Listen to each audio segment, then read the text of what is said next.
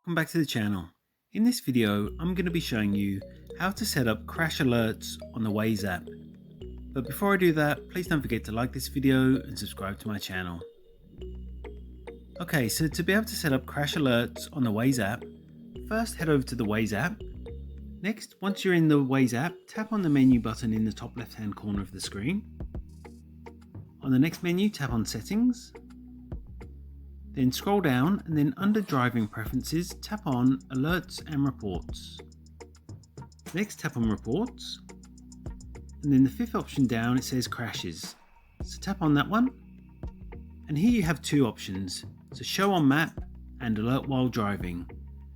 So if you want to show crashes on the map and be alerted while you're driving, make sure that you have both of these toggled on. But if you only want one of them, you can toggle one off and leave one on, or you can toggle them both off if you'd like, depending on your preference. And that's what it takes to set up crash alerts on the Waze app. If you found this video helpful, I'd love it if you like this video and subscribe to my channel. Thanks for watching.